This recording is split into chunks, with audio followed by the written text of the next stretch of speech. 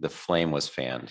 All right. But you said something that was sort of step function, big deal, which was, hey, I'm here at college. And all of a sudden I'm meeting with the priest every other week in spiritual direction. Yeah. How does that happen? I mean, that's not a typical, he's not seeing 850 young men. That I can't explain. I transferred to Carroll. I met him. He had an office in the dorm. And I mean, I love the Lord, and I think he recognized something in me, and I had an affinity to him. I took a religious ed course with him. I remember it was his history of the Catholic Church. I'm recalling like the chalkboard and things.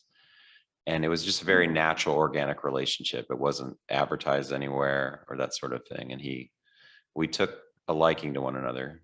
Nice. And so, well, then I'm going to put it on his side. He saw something in you, even if that was the capacity to benefit from a spiritual director. There needs to be a certain amount there in the person who would say, I'm going to walk with you in a spiritual direction relationship. Sure. And he obviously saw a capacity in you to say, in walking together, this is going to be a blessing to you. Because that's a use of his time too. Yeah. So there's a pouring in that goes with that kind of relationship.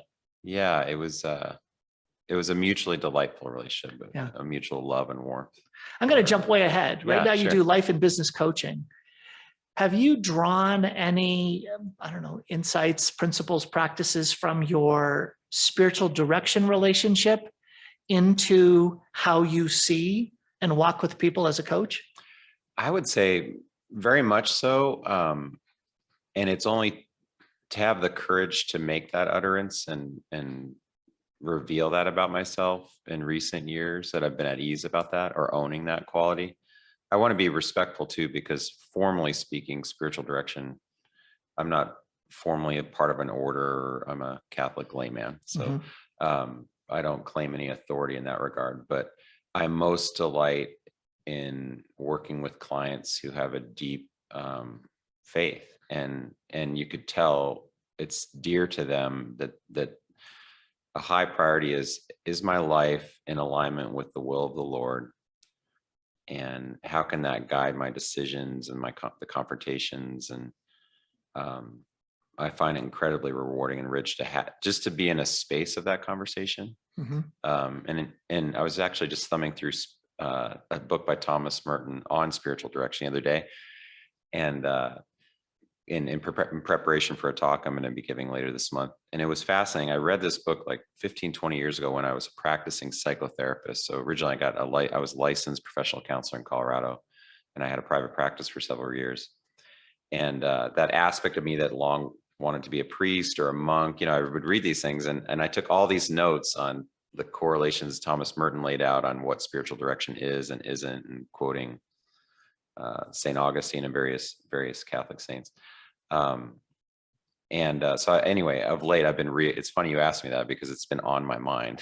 That's fascinating. So like, wow, this does very much apply to business coaching, believe it or not. Yeah.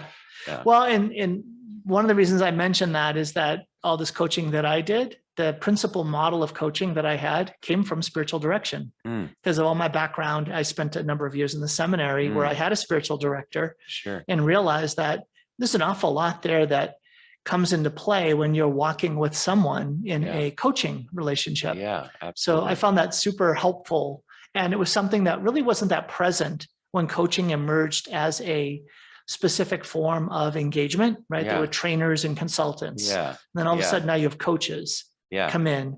And that was different than some HR professional who's saying, I'm here to basically give you the way out the door. Right? To date, there really isn't a word that covers all the dimensions of what happens in those conversations. It's like, well, coaching, well, sort of, consulting, well, sort of, So I like to use the word accompaniment.